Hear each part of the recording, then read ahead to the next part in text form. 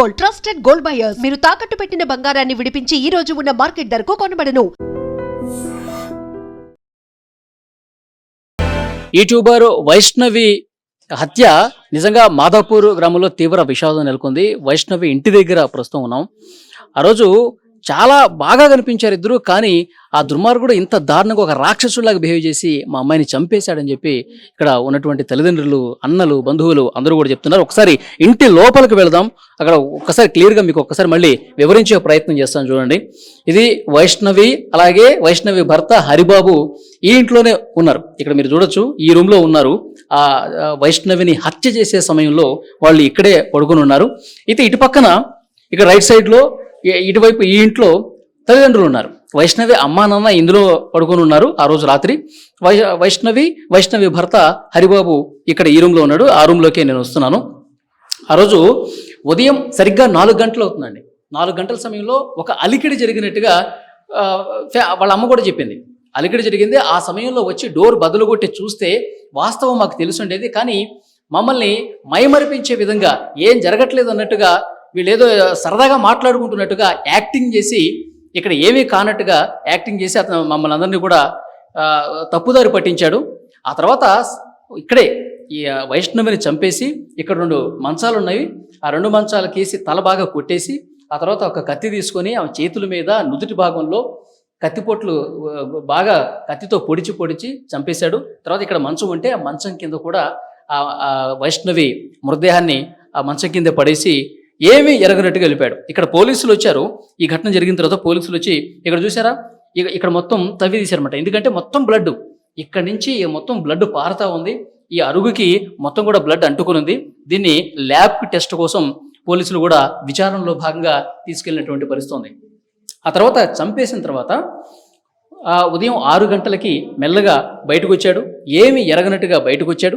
తర్వాత డోర్ కూడా వేసేసాడు. డోర్ వేసి ఇక్కడ కటన్ ఉంది కదా, ఈ కటన్ కూడా లాగేసి ఏమీ తెలియనట్టుగా ఇక్కడికి వచ్చి బ్రష్ చేసుకుని, నేను అసలు నాకు ఏ పాపం తెలియదు అన్నట్టుగా వచ్చి ఇక్కడే బ్రష్ చేసుకుని ఇటు రోడ్డు మీద ఎవరున్నారో చూసుకుని, ఎవరన్నా మనుషులు ఉన్నారా లేదా, ఎందుకంటే అతనికి రక్తపు మరకలు అయిపోయినాయి. ఎందుకంటే వైష్ణవిని చంపిన తర్వాత అతని షర్ట్ మొత్తం కూడా రక్తమైంది. ఆ షర్ట్ విప్పేసి వేరొక షర్ట్ వేసుకుని ఏమీ ఎరగనట్టుగా ఇక్కడే బ్రష్ చేసుకుంటే వాళ్ళందరూ అనుకుంటారు కదా, రోజులాగే లేచి బ్రష్ చేసుకుని ఏదో పని మీద వెళ్తున్నాళ్ళే అని చెప్పి వీళ్ళు అనుకుంటున్నారు. కానీ ఇంత దుర్మార్గంగా రాక్షసుల్లాగా కన్న కూతుర్ని ఇక్కడ మా బిడ్డను చంపేసి వెళ్ళిపోయాడని చెప్పి అసలు మేము అనుకోలేదు అని చెప్పి వీళ్ళ తల్లి చెప్తుంది, వైష్ణవ తల్లి చెప్తుంది. వీడు వెళ్ళిపోయిన తర్వాత అక్కడ బైక్ తీసుకుని ఇక్కడ బ్రష్ చేసుకుని బైక్ తీసుకుని ఫాస్ట్గా వెళ్ళిపోయాడు. తర్వాత ఇతను వెళ్ళిపోయిన తర్వాత అరగంట అవుతుంది, గంట అవుతుంది, గంటన్నర అవుతుంది. ఏంటి అమ్మాయి ఇంకా లేవలేదు, 4 నెలల గర్భం ఉంది. తర్వాత ఉదయాన్నే ప్రతిరోజు పిలిచేది, అమ్మని పిలిచేది, ఏదైనా తీసుకురమ్మని చెప్పి అడిగేది. ఏదైనా వామిటింగ్ వస్తుంటే బయటకు వచ్చి వామిట్ చేసుకునేది. కానీ అసలు ఏమాత్రం అలికిడలేదు ఏంటని చెప్పి డోర్ తీసి చూశారు. డోర్ తీసి చూస్తే రక్తపు మడుగులో పడిపోయింది. ఒక్కసారిగా షాక్ అయిపోయారు. కత్తిపోట్లు ఉన్నాయి. అక్కడ మంచానికి కూడా రక్తం అంటుకున్నటువంటి పరిస్థితి ఉంది. ఒకసారి ఇక్కడ దృశ్యాలు చూడండి. ఇక్కడ మంచానికి కూడా రక్తం ఏ విధంగా అంటుకున్నదో చూడండి. ఇదే ఒక సజీవ సాక్ష్యంగా మీకు చాలా స్పష్టంగా కనిపిస్తుంది. మంచం కోళ్ళకి ఇక్కడంతా కూడా వైష్ణవి బ్లడ్ మరకలు అనేవి ఇక్కడ చాలా స్పష్టంగా, అంటే కత్తితో పొడిచిన తర్వాత నుదుటి మీద, చేతుల మీద, గొంతు పీసికి చంపిన తర్వాత ఆ రక్తం అంటుకుంది. మంచం కింద పడేశాడు. మొత్తం బ్లడ్ కూడా కారి మంచానికి ఏ విధంగా అంటుకుందో ఇక్కడ చాలా క్లియర్గా ఈ దృశ్యం కూడా మనకు కనిపిస్తోంది. నిజంగా తల్లిదండ్రులు చాలా బాధతో మాట్లాడుతున్నారు, ఆవేదనతో మాట్లాడుతున్నారు. వాడు అసలు ఏమీ తెలియనట్టుగా మా అమ్మాయిని చంపేసి వెళ్ళిపోయాడు, వాడికి ఉరిశిక్ష వేయాల్సిందే, వాడిని చంపాల్సిందే అంటూ రోడ్ల మీదకి వచ్చి ఆందోళన చేశారు. కొద్దిసేపటి క్రితమే ఉగాది పండుగ రోజు ఆ వైష్ణవి బతుకుంటే గనక మా ఇంట్లో ఒక పండగ వాతావరణం కనిపించేది. ఇంటిల్లిపాదు నవ్వుకుంటూ ఆమె వీడియోలు చేసుకుంటూ చాలా సంతోషంగా గడిపి ఉండేవాళ్ళం. కానీ అసలు పండగ లేకుండా పోయింది. మా అమ్మాయి లేకపోవడంతో ఇక్కడ ఉన్నటువంటి ప్రతి ఒక్కరు కూడా కన్నీళ్లు పెట్టుకుంటున్నారు. పోలీసులతో వాగ్వాదానికి దిగారు. కోరుట్ల పట్టణంలో మెయిన్ సెంటర్లో అంబేద్కర్ చౌరస్తా దగ్గర ఆందోళన చేశారు. మా అమ్మాయికి న్యాయం జరగాలంటే వాడిని కఠినంగా శిక్షించాలి, వాడిని చంపేయాల్సిందే, వాడిని మాకు అప్పగించండి అంటూ ఆందోళన చేసినటువంటి పరిస్థితి కూడా మీరు స్క్రీన్ మీద దృశ్యాల్లో కూడా చూడొచ్చు. ఇక్కడ చూడండి, ఆ తల్లి ఎంత బాధపడుతుందో చూడండి, కన్నీళ్లు పెట్టుకుంటుంది. ఈ ఘటన జరిగిన తర్వాత నుంచి కూడా అసలు ఆమె అసలు పచ్చి మంచినీళ్ళు కూడా ముట్టుకోవట్లేదు. ఏడ్చి గుండె కూడా బరువెక్కిపోయినటువంటి పరిస్థితి ఉంది. ఆ, అసలు కళ్ళలోంచి నీళ్లు రావట్లేదు, కన్నీళ్ళన్నీ కూడా ఇంకిపోయాయి అన్నట్టుగా. ఎందుకంటే ఏడ్చి ఏడ్చి అలాంటి సిచ్యువేషన్ ఉంది. అన్నలు కూడా ఎంతో మంది, మొత్తం 13 మందికి పైగా అన్నలు ఉన్నారు. ఒకే ఒక్క బంగారు తల్లి. ఈ బంగారు తల్లి జీవితం చాలా సంతోషంగా ఉంటుందని చెప్పి మేము భావించాం, కానీ ఈ విధంగా అవుతుందని చెప్పి అసలు అనుకోలేదంటూ చాలా బాధకి గురవుతా ఉన్నారు. ఒక్కసారి అమ్మతో మనం మాట్లాడే ప్రయత్నం చేద్దాం. అమ్మా, ఇంతకీ మీరు పోలీసులతో 2 సార్లు కలిశారు, మాట్లాడారు, ఏమంటారమ్మా? వాళ్ళు మేము చూసుకుంటామంటారు. ఏం చూసుకుంటారు? చంపేస్తే చూసుకున్నట్టు చంపేయాలని అంతే. నలుగురు కాల్చేయాలి, లేకపోతే ఉరి శిక్ష వేయాల. చూసుకుంటామంటే ఇసే పెట్టేది లేదు. ఎన్ని సంవత్సరాలు కానీ మొత్తం ఆన్నే పోలీస్ స్టేషన్ లేకుండానే ఎత్తాయి. కానీ అంటే నేను వాళ్ళ మీద కోపం కాదు, చట్టం కరెక్ట్ నేర్చుకోవాలా. ఎందుకంటే ఒక పిల్లని చంపిర్రా, పోయాలి వాళ్ళు పిల్లలను చంపి పోలీస్ స్టేషన్లో కలిసిరా, వాళ్ళని బరాబరి చంపాలా. నువ్వు వాళ్ళకు న్యాయం జరిగి చూడేంది, నేను పోలీస్ స్టేషన్ లేచిన అనుడేంది, వాళ్ళని మంచి కాపాడుడేంది, నా బిడ్డ చచ్చిపోయిన బిడ్డను పట్టించుకోపోవడం ఏంది, నాకు ఇది ఒకటే నచ్చలేదు. నా బిడ్డని చంపిన అసలు చాలా మంది చెప్తా ఉన్నారు, అమ్మాయికి అసలు పెళ్లి ఇష్టం లేదు, వీడిని వేసుకోవటం అసలు ఇష్టం లేదు. సరే వాడేదో మందు దాగి నువ్వంటే మంచిగా చూసుకుంటానని చెప్పి అంటేనే అప్పుడు మీరు బలవంతంగా చేశారంట కదా? బలవంతంగా అంటే నేనేమని చెప్పిన సిట్టి, నల్లని దగ్గర ఏం లేదు, తెల్లని దగ్గర ఏం లేదు, గుణం మంచిగా ఉండాలమ్మా. నువ్వు 100 ఏళ్ళు బతిక గుణం కావాలి నాకు. మొన్న ఇప్పుడు తెలుతున్నాయి నాకు, అప్పుడేం తెలుసు. నా తల్లి నువ్వు గిట్లా చేసుకోవే, నీ మొగనికి ఇంత మంచిగా చూసుకోమంటే పూలే పెట్టి చదువుకున్నది. పూలు అంటే మొగడు ఒక లేవు, వాడు లేకపోతే ఒక శనం ఆగలేదు. ఇది అటుపోకు ఇటుపోకు అని అన్నం వేసుకొచ్చి చూడు, దాన్ని ఆని చిన్న మంచిగా చదువుకోలేదు. ఆ చుట్టూ దాన్ని ఎట్లా ఏం పంపుద్ది అయింది, ఎట్లా ఏం పంపుద్ది అయింది అయ్యా చెప్పు. ఇప్పుడు ఏమన్నా ఉంటే వెళ్ళిపో, నా బిడ్డకు మగవాళ్ళు లేకుండా సరే.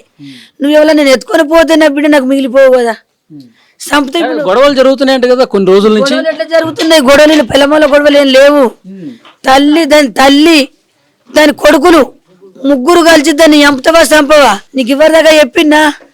మొత్తం అంటే సర్కారు దవాఖానలో మొత్తం వెళ్తుంది, గవర్నమెంట్ దవాఖాన. అది నీ బిడ్డను చంపుతాను రెడీ మీద ఉన్నారు, మేము చెప్పొద్దని సపోర్ట్ అంటున్నాం. దానికి పిల్లని ఎట్లా ఇచ్చారని మమ్మల్ని తిట్టిన వాళ్ళు లేరు. ఇప్పుడు ఫోన్ లో ఒక ఆడియో బయటకు వచ్చింది, ఏదో ఉంగరం గురించి కొట్లాడుతున్నారు. ఉంగరం ఎట్లా నీకు ఇంత ముందు చెప్పలేనా? 10 లక్షలు ఇచ్చిన పైసలు ఇవ్వు, నా ఇల్లు నాకు ఇవ్వడానికి ఇల్లు వంచి ఇచ్చినావు, నాకు ఇల్లు వంచి ఇవ్వలేవు, నా పిల్లం నేను చిల్లు ఉంటామంటే అదేం ప్లాన్ చేసింది గుర్తేనా? పిల్లని తోలుకొని రాపోన్నది. తోలకపోయినాక ఆయన అత్తమ్మ మరి సామానంత ఇస్తానులే పెట్టి మీ రూములు ఉంటామన్నది. సరే అన్నది. కిచెన్లోకి పోయింది, కారం పొట్టు పట్టుకొచ్చి నా బిడ్డ ముఖం కొట్టింది. అంగబెట్టి తల్లి కొడుకు ఏం కొట్టినా కొట్టిన బిడ్డని. అప్పుడు మీరు పోలేదా? మా అమ్మాయిని ఇంత దారుణంగా ఎందుకు కొట్టారు, కళ్ళలో ఎందుకు కారం కొట్టారు అని చెప్పి మీరు పోయి గొడవ చేయలేదా? ఎందుకు చూడు చెప్తా సార్ నేను. అయితే వాళ్ళిద్దరు వేరు, నాకు తెలియదు కదా మ్యాటరు. ఇంటికి వచ్చారు. ఇంటికి వచ్చినాక మా పెద్ద అక్కని పట్టుకున్నది. అమ్మ నా కళ్ళలో కారం పెట్టి కొట్టిందమ్మా, పెద్ద మమ్మీ కళ్ళలో కారం పెట్టి కొట్టిందంటే నేను చూసామన్న బిడ్డ చేసుకున్న కంచెలు చంపుతున్నారు వాళ్ళు. నేను చంపనియ్యా, నేను ఆడుకోని వయసు అది ఇసబెట్టిగా నా బిడ్డ కళ్ళలో కారం పోసి కొట్టిందంట మీ అమ్మ. నేను ఈ 100 మందిని పట్టుకొని పోతా, పంచది పెడతా అంటే నా తల్లి మీద పంచది పెట్టకు, నీ కాలు మొక్కుతా, నేను మళ్ళీ సరికొట్ల కోను. నేను ఈయన బత్తా నచ్చిన ఈయన బత్తా నీ బిడ్డను పట్టుకొని. తెలుసో తెలకపోయినా మా అమ్మ ఇస్తుంది కావచ్చు అని అడుగుతాను పోయినా, ఇట్లా కొడుతుందని నాకు తెలియదు. 10 మందిలో బదనం చేయకు, నాకు 50,000 లక్ష రూపాయలు అడగట్టాలంటే నా దగ్గర లేవత్తమ్మ. మనకు లేని పరిస్థితులు, నేను లేని పరిస్థితులు ఉన్నా సార్, ఇదొకటి నా దగ్గర రూపాయలు లేని పరిస్థితులు ఉన్నా, మొత్తం బాగుంది. 20 లక్షలు తీసుకురా, 20 లక్షలు తీసుకొస్తేనే నువ్వు ఇంటికి రా అన్నదంట వాళ్ళు. 20 లక్షలు తీసుకొని రా, నా ఇంట్లో నువ్వు ఉండాలంటే 4 ఎకరాల పొలం ఉండాలా, నీకు 1 కోటి రూపాయల ఆస్తి ఉండాలా. నిజామాబాద్లో నీ పిల్లని మాట్లాడిన 4 ఎకరాల పొలం ఇస్తున్నది, 20 లక్షలు ఇస్తున్నది. ఆ పైసలు ఇస్తే మీ చచ్చిపోయేదాకా బతాం. రీకన్ లేదు సారు, రోజు తిట్టుడే, రోజు 12 ఒకటేగా 100 సార్లు 8 నెలల కంచెలు మాకు తిట్టని రోజు లేదు. అట్లా ఎవసే నేను దోలేం పని పట్టిన చంపుతారు. వాళ్ళ అన్నదమ్ములు ఏం చేశారు, నాకు ఫోన్ చేసిర్రు, నీ బిడ్డను చంపేస్తామని. ఫోన్ చేస్తే నేను నమ్మ పోకన్నా, వాళ్ళు నా బిడ్డను కొట్టిపించినావా, తోలకపోయి నీ తల్లితో కొట్టిపించినవా అంటే అత్తమ్మ ఇప్పటి నుంచి పోనని కాలు మొక్కిండు. ఇప్పటి నుంచి పోను, వాళ్ళు చంపేస్తున్నారు పక్కనే. వాళ్ళు చంప ఇప్పుడు ఇంకొంచెం ఉంటే నా పెళ్ళని నన్ను చంపురు, నిన్ను నటిస్తుండు, కొంచెం అయితే చంపురు, నేను మళ్ళీసారి పోను. నాన్నలు కూడా అన్నారు చంపుతాని, ఇక నేను మళ్ళీ పోను అన్నాడు. ఫిక్స్ అయిండు. 3 రోజులకు తల్లిగారింటికి అయ్యిండు. పోయి ఆడ కూర్చొని అమ్మ ఏం చేయాలా, అన్నలు ఏం చేయాలా అంటే, అరే నిజామాబాద్ పిల్లని మేము మాట్లాడినాం, నిజామాబాద్ పిల్లని మాట్లాడినావు, నీకు 1 కోటి రూపాయలు ఆస్తి వస్తుంది, నువ్వు కట్టెన్ చేసినా చేయకుండా కానీ చచ్చేదాకా బతావు, దాన్ని చంపేసిరా, నాకు ఎమ్మెల్యే తెలుసు. అటు ఒక్క ఎమ్మెల్యే మాట మీదనే మనం బెయిల్ మీదనే బయటకు వస్తాం. మనకు కేసు లేదు, మనకు ఏమో శిక్షలు ఉంటాయి, మనం చంపరు. 10,000 ఒక 20 లక్షలు 10 లక్షలు బయట వాళ్ళ వారు పోతున్నట్టే మనం బయటకు వస్తాం. బరాబరి ముగ్గురు కూర్చొని ఆయన చెప్పి తోలేసిరట. తోలేసినాక వాళ్ళు 3 రోజులు అక్కడ ఉన్నప్పుడు ఇదంతా ప్లాన్ పోలీసులకు చెప్పిండు. ఈడే హరిగడే చెప్పిండు. హరిగాడు నిన్న రోగుల బండిలకి నిన్న పోలీసులు పొత్తికి ఫోన్ చేసిరు మాకు.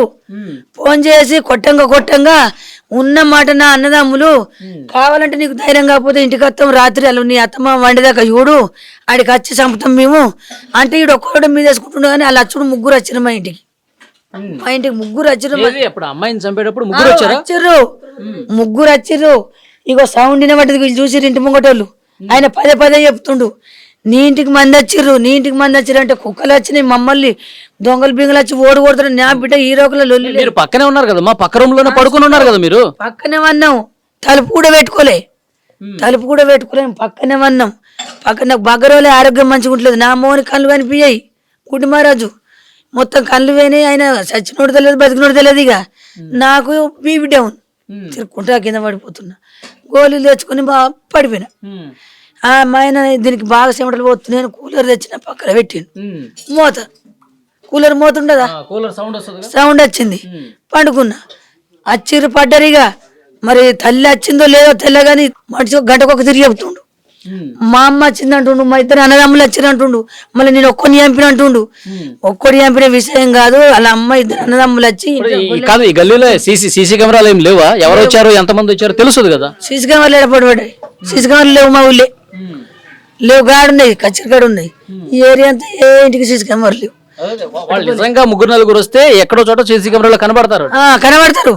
మీ చెగబి ఎత్తున్నాం కానీ కట్టుండే సీసీ కెమెరాలు ఈ మూలకు దిక్కులేదు. పోలీసులు మొత్తం చూస్తారండి. చూడాలి వాళ్ళు ఎన్నికూరి ఎత్తన్నారు. వాళ్ళే కుటుంబం వచ్చి బరాబరి నా సిట్టమ్మని చంపి పేరు 3 రోజులకు చంపుతున్నారు. బరాబరి చంపిరు. నాకు న్యాయం జరిగేటట్టు చేయరు సార్, మీరు దండం పెడతా. ఇలా నా బిడ్డని చంపిర్రు, రేపు ఇంకా బిడ్డను కూడా చంపచ్చు. చంపి పోలీసు వాళ్ళకి కలుతారు. వాళ్ళ నెలలో 2 ఏళ్ళ ఉంటారు. ఒక 10 లక్షల వారితే బయటకు వస్తారు. దానికి న్యాయం ఎట్లా? మళ్ళీ వేరే వాళ్ళని చంపుకుంటూ పోతారు. మళ్ళీ 4 రోజులు ఉంటారు, ₹1,00,000 వారిస్తారు, మళ్ళీ బయటకు వస్తారు. ఇట్లా బుద్ధి చెప్పకపోతే అందరికి ఎట్లా తెలియాలా? ఈ న్యాయం ఏదైనా నడుతుందా? ఒక అమ్మాయిని చంపిందంటే ఆన్ని నడి రోడ్డు మీద, లేకపోతే వెంటనే ఉరి శిక్ష అయ్యాలా. మీ కోపానికి, మీ ఆవేదనకి, మీ బాధకి అర్థం ఉంది. సో అది తల్లి ఆవేదన చూడండి ఎంత బాధపడుతుందో. ఈ ఘటన జరిగిన తర్వాత కూడా ఏడుస్తూనే ఉంది. మా అమ్మాయికి న్యాయం జరగాలి. ఒక ప్లాన్ ప్రకారం వాడు హరిబాబు, వాళ్ళ తల్లి, అన్నలు అందరూ కూడా కలిసి ఇంటికి వచ్చి చాలా దారుణంగా మా అమ్మాయిని చంపేశారని చెప్పి బాధపడతా ఉంది ఆ తల్లి. పోలీసులు ఎట్టి పరిస్థితుల్లో న్యాయం చేయాలి, న్యాయం చేయకపోతే మళ్ళీ మేము రోడ్డు ఎక్కుతామని చెప్పి చాలా ఆవేదనతో వాళ్ళు మాట్లాడుతున్న పరిస్థితి. ఇది వైష్ణవి ఇంటి దగ్గర ఉన్నటువంటి situation. And for more videos, please subscribe to iDream. Please subscribe to iDream. Please subscribe iDream. And please subscribe to iDream. For more videos, subscribe to iDream. please like, share and subscribe to the channel. Congratulations, iDream. Subscribe to iDream. Subscribe to iDream. So subscribe to iDream Media. iDream team andarki huge congratulations. Please subscribe iDream Media. Please subscribe to iDream. Subscribe iDream. Please subscribe to iDream. iDream అంటే నా కళల ఛానల్ను subscribe చేసుకున్న నోరు తిరుగుతలేదు. మీరైతే గంట గుర్తు కొట్టండి. For more such videos, please subscribe to iDream. Subscribe to iDream. Please subscribe to iDream. Please subscribe iDream Media. Please do subscribe to iDream. Please subscribe to iDream Media. For best entertainment and information, please subscribe iDream. And don't forget to subscribe to iDream.